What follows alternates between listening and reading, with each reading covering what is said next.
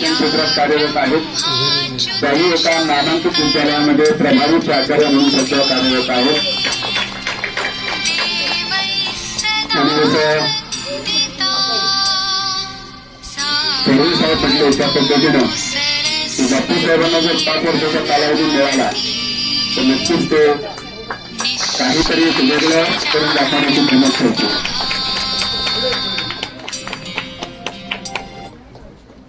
धन्यवाद.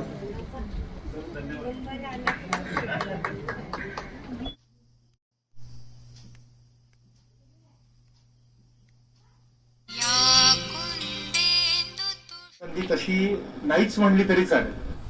म्हणजे बऱ्याच वेळेला आम्ही व्यासपीठाच्या समोरच्या बाजूला बसून श्रोत्यांचीच भूमिका पार पडत असतो. त्यामुळे ही संधी दिल्याबद्दल मी सर्वांचं मनापासून आधी धन्यवाद मानतो आणि ह्या संधीचा अत्यंत विनयपूर्वक स्वीकार करतो. 2 बदल मी सांगतो सर, की माझ्या नावाच्या पलीकडे आधी साहित्यिक असं लिहिलेलं आहे. रूढ अर्थानं तसं मी साहित्यिक नाहीये. कारण काय आहे की साहित्य म्हणजे ज्याच्या नावावर काहीतरी प्रकाशित झालेलं आहे अशी आजकालची भावना आहे. सर माझ्या नावावर कुठल्याही रूढ अर्थानं साहित्य प्रकाशित झालेलं नाहीये. पण मी लिहितो. मी काय लिहितो? मी लोकांना त्यांच्याच गावाची माहिती लिहून सांगत असतो. आणि हे लिहिण्याचं माझं साधन आहे आजच्या काळाशी सुसंगत किंवा थोडंसं पुढचं, की मी स्वतःचे ब्लॉग चालवतो, समाज माध्यमांवर ते लिहितो आणि लोकांना कसं असतं की आपल्या गावाची माहिती अरे हे मला माहितच नव्हतं, अशा पद्धतीची माहिती ज्यावेळेला कळते तेव्हा ते लोक आवडीनं वाचतात आणि हीच माहिती त्यामुळे वृत्तपत्रामधून सुद्धा छापून यायला लागली. त्यामुळे रूढ अर्थानं मी तसा साहित्यिक नाहीये, तसाच मी वक्ताही नाहीये. कारण काय आहे की सहसा वक्ता म्हणलं की काहीतरी वैचारिक प्रबोधन करणारा आणि लोकांच्या समोर काहीतरी प्रबोधनात्मक सांगणारा असा. मुळात माझं स्वतःच वैचारिक वाचन कमी आहे. त्यामुळे मी फार कमी तसं वाचल्यामुळं मी माझं लिखाणही त्या विषयावर नाही आहे. तर मी सांगणार म्हणजे मी तुम्हाला वैचारिक काय सांगणार हा मुद्दाच तसा उपस्थित होत नाही. पण मी वक्त्यापेक्षा ना मी गोष्टी सांगणारा माणूस आहे. मी आता सांगितलं तसं लोकांना त्यांच्याच गावाच्या गोष्टी सांगतो. मी लोकांना त्यांच्या लहानपणीच्या आठवणींमध्ये घेऊन जातो. लोकांना एक प्रकारच्या स्मरणरंजनात गुंतवतो. आज पण तेच करणार आहे. सहसा प्रत्येक कार्यक्रमाचा प्रोटोकॉल एक ठरलेला असतो. आजचा कार्यक्रम व्याख्यान नाही आहे याची मला पूर्ण कल्पना आहे. आजच्या कार्यक्रमाचा नायक आहे गोंधळ. त्यामुळं पूर्ण आपल्या कार्यक्रमाचा फोकस हा गोंधळवरच असणार आहे. पण वेळेची मर्यादा पाळून एक साधारणपणे 15-20 मिनिटं मी तुम्हाला त्रास द्यायचा प्रयत्न करेन. अपत्य मला वाटत नाही. तर सामाजिक क्षेत्रात विविध विषयांवर कार्य करणाऱ्या व्यक्तींच्या कल्पनांचं आणि विचारांचं ते एक प्रतिबिंब आहे. आताच कार्यक्रम पत्रिकेवर आणि त्या हेडवर दिलेलं आहे की संस्कृती संस्कार साहित्य यासाठी कार्य करणाऱ्या समविचारी लोकांचा हा गट आहे. म्हणजे काय आहे की जे जे चांगलं आहे ते रुजावं आणि नुसतंच रुजावं नाही तर ते टिकावं यासाठी कार्य करणारी ही लोक आहेत. तर ह्यामध्ये माझं लक्ष विशेष करून जात आहे ते संस्कृती आणि संस्कार यांच्यावरच. खरं तर एक बघायला गेलं तर ती इतिहासाची संगत आहे. कदाचित माझं इतिहासाचं वाचन जास्त असल्यामुळे माझं ह्या 2 गोष्टींवरच जास्त लक्ष केंद्रित झालेलं आहे. पण इतिहास म्हणजे काय? भूतकाळात आलेल्या काही चांगल्या वाईट गोष्टींचा अनुभव, श्रद्धा अंधश्रद्धा यांचा खेळ म्हणजेच की इतिहास. आणि हे सगळे अनुभव जेव्हा व्यक्तिगत पातळीवर किंवा कौटुंबिक पातळीवर किंवा सामाजिक पातळीवर एका पिढीकडून दुसऱ्या पिढीकडे हस्तांतरित होतात तेव्हाच त्यांना आपण संस्कार संस्कृती आणि प्रथा सुद्धा म्हणतो. आपला महाराष्ट्र घडलाय ना तो सर सगळ्या बाजूने घडलाय. त्यामध्ये अशा अनेक प्रथांचा समावेश आहे. प्रत्येक वेळा असं नाहीये की काही संस्कार संस्कृती आणि प्रथा यांचं कुठेतरी लेखन व्हावं. या प्रथा म्हणजे चालत आलेल्या प्रथा आहेत, दंतकथा आहेत, ह्या सगळ्या आपल्या संस्कृतीचेच अंग आहेत. मला तुम्हाला अशा काही 3-4 प्रथा आणि काय म्हणता येईल आपल्याला की प्रथा आणि दंतकथांच्या बद्दलच सांगायचं की ज्यांनी आपल्या महाराष्ट्रामध्ये कसा महाराष्ट्र घडत गेला हे आपल्याला लक्षात येईल. सुरुवात मी माझ्या गावापासूनच करतोय, कोल्हापूरपासून. कोल्हापूरची आता तुम्हाला बाकीच्यांना वेगळी काही माहिती करून द्यायची काय मला गरज नाही. पण जर कधी तुम्ही रात्री अपरात्री कोल्हापुरात फिरत असालच तर आवर्जून अंबाबाईच्या देवळाच्या आसपासच्या फुलांच्या दुकानाच्या तिथं जा. हारांची दुकान आहेत, तुम्हाला प्रत्येक हाराच्या दुकानाच्या तिथं एक हार बाहेर टांगलेला दिसेल. दुकान बंद आहे पण हार टांगलेला आहे. त्याचं कारण काय ते मी तुम्हाला सांगतो. कोल्हापूर तसं आध्यात्मिक दृष्ट्या उत्तर काशीशी जोडलं गेलेलं असं आम्ही म्हणतो. त्यामुळं आमच्याकडे म्हणलं जातं की जगावं कुठेही पण मरायला मात्र कोल्हापुरात या, कारण कोल्हापुरात मेलं की मोक्ष मिळतो. आता हे आध्यात्मिक कारण झालं. आर्थिक कारणही सांगतो. कोल्हापुरात प्रथा काय आहे की एखाद्या घरात काही मृत्यू झाला तर पार्थिव शरीर घराबाहेर काढणं, त्याचं पूर्ण दहन करणं आणि बरोबर नेलेल्या 3-4 व्यक्तींना परत घरात आणून सोडणं, याचा संपूर्ण खर्च कोल्हापूर महानगरपालिका करते. कुणालाही एकही पै द्यायला लागत नाही. त्यामुळं कोल्हापुरात थोडंसं असं एक जास्त स्तोम काही माजवलं जात नाही मृत्यूचं. त्यामुळं अगदी जी काही महत्वाची माणसं यायची आहेत, आली असतील, तर ते सगळं झाल्यानंतर निर्वाह जर झाली असेल तर वेळ काळ काही बघितली जात नाही अंत्ययात्रेची. अगदी 2-2:30 वाजता सुद्धा आमच्या लहानपणापासून आम्ही बघतो की रात्रीचे 2 वाजलेत, सगळे आलेत, चला रे न्या आता. पण अशा वेळेला सगळं काही मिळतं पण मिळत नाही तो हार. तर अशा वेळेला एखादा त्यातला जाणता माणूस जातो, त्या हाराच्या दुकानाच्या तिथं जातो, तो हार उचलतो आणि इच्छा असेल तर त्या बंद दुकानाच्या बाहेर काही पैसे ठेवले जातात, नाही तर तेही ठेवले जात नाही. आता ही रात्रीची वेळ झाली. समजा दिवसा जर असं काही झालं तर ती जाणती माणसं दुकानात जातात आणि फक्त सांगतात की शेवटचा हार द्या. शेवटचा हार द्या म्हणल्यानंतर तो दुकानदार सुद्धा त्याच्या हाताला येईल तो हार देतो. त्यालाही पैशाची अपेक्षा नसते आणि ही प्रथा अजूनही चालू आहे. आणि अशा वेळेला म्हणजे ही संस्कृती मी का म्हणतो, कारण हा हार जेव्हा त्या पार्थिव शरीरावर पडत असेल ना सर, तेव्हा त्या पार्थिव शरीर म्हणजे तो हार पार्थिव शरीरावर पडल्यानंतर सुद्धा त्या हाराचं जो कारण आहे की जो हार बनवणारा, ठेवणारा आणि तो आठवणीने घेऊन येणारा, ह्यांना आपोआपच त्यांच्या पदरात पुण्य पडलं जातं. म्हणजे मृत्यूनंतरही सुद्धा कुणाला तरी पुण्यवान बनवण्याची ही संस्कृती आपल्या महाराष्ट्रातच आहे. आणि ह्या अशा संस्कृती प्रथांचं कुठेही लेखन होत नाहीये. काय महाराष्ट्र घडलाय तो अशाच संस्कारांनी, अशा संस्कृतीने. हे सांगतो साधारणपणे मला वाटतंय न्यायमूर्ती रानडेंच्या बद्दल मला बोलायचं आहे. 150 ते साधारण 125 ते 150 वर्षापूर्वीचा हा काळ आहे. न्यायमूर्ती रानडे हे बॉम्बे प्रेसिडेन्सीच्या हायकोर्टाचे जज. त्यामुळं बरेचसे ब्रिटिश अधिकारी त्यांच्या घरी यायचे. पुण्यामध्येच असताना त्यांच्याकडे काही ब्रिटिश अधिकारी आलेले होते आणि रानडे साहेब घरी नव्हते. त्यांच्या पत्नी घरी होत्या आणि त्या ब्रिटिश अधिकाऱ्यांनी व्यवस्थितपणे घरातून विचारलं की रानडे साहेब घरी आहेत का. त्यांच्या पत्नीने उत्तर दिलं, बाहेर जोडे तर दिसत नाहीयेत. पुन्हा त्याने विचारलं की रानडे साहेब आहेत का घरी. खुंटीवर उपरणही टांगलेलं नाहीये. काही कळेना त्या माणसाला. त्यानं पुन्हा एकदा विचारलं की कुठे गेले तर रानडे साहेब. पगडीही दिसत नाहीये. तर आपल्या पतीचा इतका अप्रत्यक्ष उल्लेख करण्याची आणि त्याला कायमस्वरूपी मान देण्याची ही त्यावेळची संस्कृती. म्हणजे आजच्या काळात जिथं मित्रही हाक मारायला नाहीत अशा पद्धतीनं नवऱ्याला जिथं हाक मारला जातो सुरुवातीच्या काही काळाचं, त्या काळामध्ये अशा पद्धतीनं अप्रत्यक्ष उल्लेख करून मान देण्याची संस्कृती आता कधीच्या काळी लुप्त झालेली आहे. आणि अशी संस्कृती पुण्यातही नांदत होती. याचा कुणावरही म्हणजे याच्यावर विश्वासच बसणार नाही कोणाचा.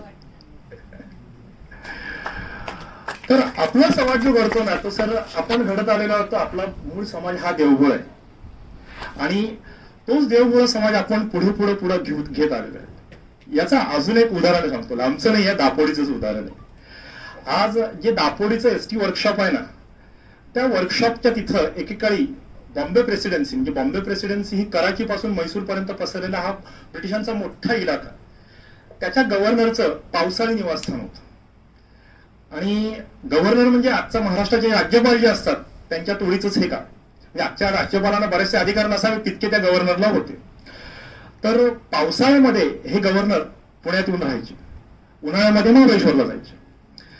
तर 1838 सालची गोष्ट आहे. तेव्हा हे गव्हर्नरचं निवासस्थान दापोडीला होतं. नंतरच्या काळात ते पुढे आजची पुणे युनिव्हर्सिटी जी आहे तिथं ते पुढे गव्हर्नमेंट हाऊस म्हणून झालं.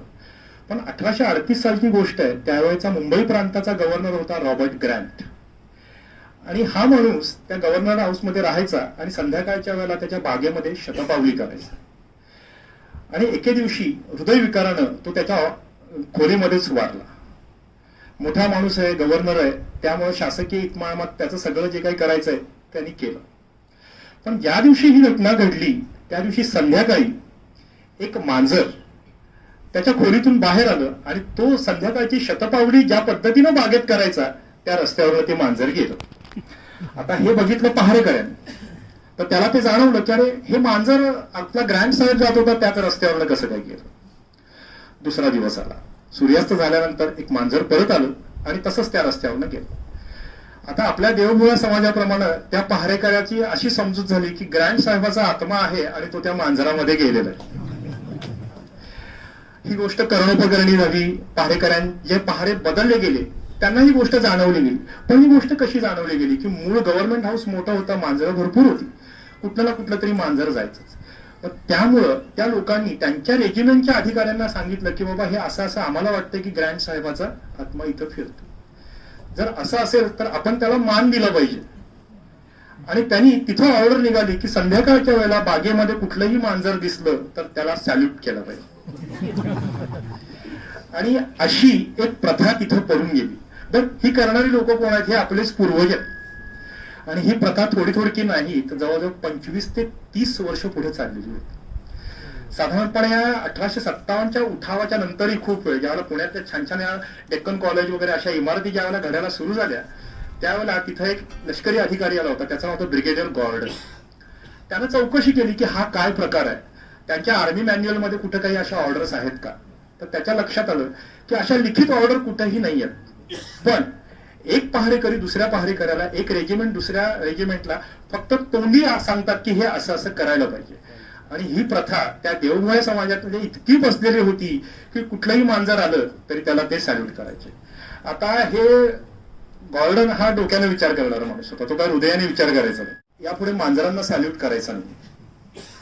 आणि हे सगळं लागू झालं. त्यांना वॉच ठेवला मुद्दाम की तो ज्या वेळेला असायचा त्यावेळेला कुणीही एखादं मांजर जरी आलं तरी सॅल्यूट करायचं नाही. पण त्याची पाठ वळताच मांजराची शेपूट जरी दिसले तरी थोड्याफार प्रमाणावर लोकांचे हात असे वर झाले. शेवटी त्यानं कोर्ट मार्शल करायला चालू केलं लोकांचा आणि ती प्रथा मोडीत आणली. आता विचार करा की हे काय प्रथा, कारण ह्या अशा आपल्यापेक्षा मोठं कोणीतरी आहे यांना शेवटपर्यंत मान देण्याची ही आपली संस्कृती आहे. या संस्कृतीतल्याच अशा काही प्रथा आहेत. तर आपण जे वसत आलेलो आहे सर त्या अशा पद्धतीच्या संस्कृतीनेच हे करत आलेलो आहे. पण जे काही चांगलं आहे ना सर त्या ह्या प्रथा टिकतातच. सर तुमची परवानगी असेल तर कृतज्ञतेची अजून एक प्रथा सांगतो आणि जवळचीच आहे आपल्याला. हे अतिशय म्हणजे ज्याला काही स्वतःबद्दलच्या भावना मांडता येतात अशा लोकांनी सुद्धा गोंधनमध्ये लेख लिहिलेले आहेत. त्यामुळे गोंधन हे कुठल्या एका वर्गाची मक्तेदारी वाटत नाही मला लिहिण्याच्या बाबतीत. गोंधन सर्वसमावेशक वाटतं मला, त्याबद्दल मला खरंच बरं वाटतं गोंधनच्या बद्दल. इतिहास कधी वाचत नाही मी, अशा दंतकथा शोधत फिरत असतो आणि त्या दंतकथांना खरोखर काही आधार लागतोय का हे बघत फिरत असतो. कदाचित हे तुम्ही ऐकली असेल गोष्ट. ही गोष्ट कधीची आहे? 1796 म्हणजे आता पाठ झालंय मला हे. आणि इंग्रजांना पहिल्यांदा पुण्यावर हल्ला करायचा होता आणि त्यावेळेला पुण्यामध्ये नाना फडणवीस, महादजी शिंदे यांचं राजकारण मोठ्या प्रमाणावर होतं. तर मुंबईवरून हल्ला करण्यासाठी जी इंग्रजांची पलटण निघाली त्याचं नेतृत्व करत होता कॅप्टन जेम्स स्टुअर्ट. आजचं जे गेटवे ऑफ इंडिया आहे त्या गेटवे ऑफ इंडिया तेव्हा काही नव्हतं, त्याला अपोलो बंदर हे नाव होतं. त्या अपोलो बंदरवरून यांची ही पलटण निघाली. तिथून उरणवरून पनवेल आणि पनवेलवरून खोपोलीपर्यंत आली. आता खोपोलीला आल्यानंतर यांना पूर्ण हा डोंगर चढून वर लोणावळ्याला यायचं. मग रस्ता माहित नाही. मग यांचे तोफगोळे गाड्या वगैरे एवढं सगळं सरंजाम नेणार कसा? त्यांनी तिथं चौकशी केली की वर जाण्यासाठी काही मार्ग आहे का. तर तिथल्या माणसांनी सांगितलं की एक शिंगरोबा नावाचा मेंढपाळ खालून खोपोलीवरून लोणावळ्याला बऱ्याच वेळेला त्याची गुरं घेऊन ये जा करतो, त्याला तुम्ही विचारून बघा, कदाचित तो तुम्हाला रस्ता दाखवेल. यथावकाळ शिंगरोबाला शोधण्यात आलं. त्याला सांगितलं की असा असा आम्हाला रस्ता जायचा आहे. पायवाट तर आहे म्हणाला, पण तुमच्या तोफ गाड्या वगैरे घेऊन जायच्या आहेत तर काही ठिकाणी रस्ता मोठा करायला लागेल. इंग्रजांच्याकडे तसं इंजिनिअरिंग पहिल्यापासूनच चांगलं आहे. त्यानं दाखवलेल्या पायवाटेवर ती पायवाट रुंद करण्याचं काम चालू केलं. आणि आता बऱ्यापैकी कॅप्टन जेम्स स्टुअर्टला ज्यावेळेला खात्री झाली की आपण आता वरपर्यंत पोहोचतोय त्याने शिंगरोबाला बोलवलं आणि सांगितलं की आता तुझ्यामुळे आम्ही वर तर पोहोचतोय पण आमची एक पद्धत आहे. काय पद्धत आहे की आता तुला आमच्याकडे किती सैन्य आहे, आमच्याकडे किती तोफ गाड्या आहेत वगैरे सगळं हे तुला कळलेलं आहे, आणि किती केलं तरी तू आमच्या शत्रूच्या मुलखातला माणूस आहेस. त्यामुळं आम्हाला तुला काही जिवंत ठेवता येणार नाही, त्यामुळे आम्हाला तुला हे मारावं लागेल. ही त्यांची संस्कृती झाली. बरं, आता त्याच्यासमोर दुसरा काही पर्यायच नव्हता, म्हणजे बळी जाणं हाच एक पर्याय होता, आणि तो शंभरूबा गेला बळी. पण त्याची मरतानाची एक शेवटची इच्छा, ही बऱ्याचदा दंतकथा वाटतं की मरताना त्याची शेवटची जी इच्छा होती की जिथं तुम्ही मला माराल आणि जिथं मी दाखवलेला रस्ता जातोय तिथं तुम्ही माझ्यासाठी एक मंदिर बांधा आणि मला एक नारळाचा मान द्या. आजही तो जो जुना खंडाळा घाट सुरू होता ना, त्याचं पहिलं अवघड वळण आहे तिथे एका बाजूला शंभरोबाची घुमटी आहे बघा, आणि ती त्यांनी बांधलं. हे चांगलंच आहे आपलं. पण पुढे वर गेल्यानंतर कॅप्टन जेम्स स्टुअर्ट वर गनिमी काव्यानं हल्ला सुरू झाला, आणि ती जी लढाई सुरू झाली ती लोणावळा, कार्ला, वडगाव, तळेगाव, चिंचवड या परिसरात ही लढाई सगळी झाली. म्हणजे आपली संस्कृती कशी आहे सांगतो की कॅप्टन जेम्स स्टुअर्टचं सुद्धा कौतुक आपण केलेलं आहे, आणि मराठ्यांच्या इतिहासात जे काही मानाचे फाकडे म्हणले जातात तर त्याचं कौतुक केलेलं आहे. आपल्या लोकांना स्टुअर्ट म्हणता यायचं नाही, ते इष्टूर म्हणायचे, तर तो आपल्या इतिहासात इष्टूर फाकडा या नावानं प्रसिद्ध झाला. म्हणजे त्याचंही कौतुक आपण ठेवलं, ही आपली संस्कृती.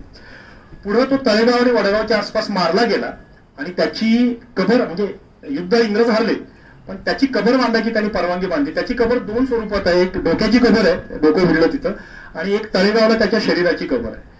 पण आता मी मगाशी म्हणलं ना की चांगलं ते टिकतं कसं आणि वाईट ते जातं कसं, याचं एक उदाहरण सांगतो की शिमरोबाचं जे मंदिर आहे, माझ्या लहानपणापासून मी बघतोय की आमचा हा मूळचा ट्रान्सपोर्ट व्यवसाय, त्यामुळे घाट उतरला किंवा घाट चढताना आधी नारळ द्यायचो लोक, पण नंतर रुपया टाकायला लागले, नंतर हात जोडायला लागले. पण आता सुद्धा एखादी बस जरी गेली, त्या बस मधनं एक तरी माणूस असा असतो की त्या शिमरोबाकडे बघून हात जोडतो. ही आपली संस्कृती झाली. पण कॅप्टन जेम्स स्टुअर्टची कबर कुठे आहे आता लोकांना तिचा काही माहितीच राहिलेली नाहीये, आणि आसपास इतकं नागरीकरण झालंय की कॅप्टन जेम्स स्टुअर्टची कबर ही तळेगाव पोलीस स्टेशनच्या आत आहे, त्याच्या आसपास सगळं पोलीस स्टेशन उभं राहिलेलं आहे, कुणाला त्याची काही कल्पना येत नाही. म्हणून मला मी नेहमी म्हणतो की चांगलं ते टिकतं असं, आणि वाईट जे कालसुगत सुसंगत नाही ते जातं तसं. म्हणजे आता जी अप्रत्यक्ष उल्लेख करण्याची जी पद्धत होती ना, ती काल सुसंगत राहिली नाही म्हणून ती टिकली नाही. पण ज्या ह्या कृतज्ञतेच्या ज्या प्रथा आहेत, जी आपली संस्कृती आहे ती टिकलेली आहे. पण हे चांगलं फक्त त्याच्यामुळेच टिकतं का? नाही. चांगलं टिकण्यासाठी हातभार लावतात ते गोंधन सारखा परिवार, कुलस्वामी प्रतिष्ठान सारखा परिवार. कारण गोंधन सारखे दिवाळी अंक आणि कुलस्वामी प्रतिष्ठान सारख्या संघटनाच आपले संस्कार आणि संस्कृती बळकट करतात. हॅलो, आज सकाळी मी स्टेटस वाचताना सहज चालताना एक लक्षात आलं माझ्या की मुलगा आईला विचारतो की आई ह्या दिवाळीला कुठल्या मामाकडे जायचं, ठाण्याच्या मामाकडे का बारामतीच्या मामाकडे का नागपूरच्या मामाकडे जायचं. आणि म्हणलं काय बाहेर मार्मिक लोक लिहितात, म्हणलं आपण पण काय विडंबन करावं, कविता करावी नाही. कारण आमच्या वेळेला लहानपणी कवी केशवसूत असायचे, ते म्हणायचे आम्ही असू लाडके देवाचे. त्यावर प्रख्यात्रे म्हणायचे आम्ही कोण म्हणून काय पुस्तक दाताडे वेंगाडून फोटो नाही का पाहिला आमचा मासिक पुस्तक अजून. तर म्हणलं आपण चला लाडक्या बहिणीवर पण आपण आता आज काहीतरी लिहूया म्हणलं, आणि मग सकाळी सकाळी ताजी तवानी कविता आहे ते तुम्हाला मी सांगतो. तर लाडक्या बहिणीची एक भाऊबीज तिच्यावरती अशी म्हणते, दिवाळी भाऊबीज ओवाळणी तिघा भावांनी वेगळी द्यावी, बारामतीची भाऊबीज मात्र ताई दादांनी मिळून करावी. बारामतीला जाणारी लालपरी बहिणीसाठी फुकट असावी, ताईकडून कांजीवरम तर दादाकडून पैठणी मात्र फॉल पिको करून मिळावी. ठाण्याची भाऊबीज वर्षा बंगल्याच्या हिरवळीवरच व्हावी, डेक्कन एक्सप्रेसची रिटर्न तिकीट पोस्टाने माझ्या घरी यावी. पर्यटनासाठी बहिणीला दुबई वारी आणि ड्युटी फ्री शॉपिंग हवी. नागपूरच्या भावाची भाऊबीज साजरी भव्य असावी, नागपूरच्या विमानाची वारी नेहमीप्रमाणे अहमदाबाद आणि दिल्ली मार्गे व्हावी. डायमंड सेट बरोबर सोनसाखळी आणि वर मेकअप बॉक्स हे हवी. पण बहीण म्हणते, दादा खरं सांगू, ही बहिणीची व्यथा नकोय आम्हा मानधन, पण आम्हाला हाताला काम हवंय. आमच्या भावाला नोकरी हवी आणि बहिणीला महिला उद्योगाची संधी हवी. अतिशय सुंदर सर.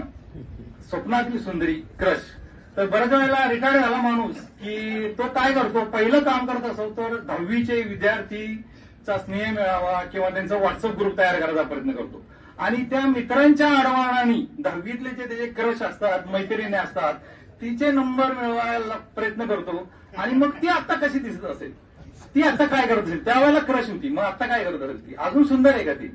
तर त्याच्यावर माझ्या एका मित्रांनी 10वीचं तो स्नेह सांभाळून भरवलं आणि तो म्हणला मला ती क्रश बघायची. म्हणला आता कशी दिसते. तर म्हणला त्याच्यावर एक तू कविता लिह आणि मी तुला आमंत्रण करतो. बर म्हटलं. तर त्यावर मी एक कविता लिहिली होती.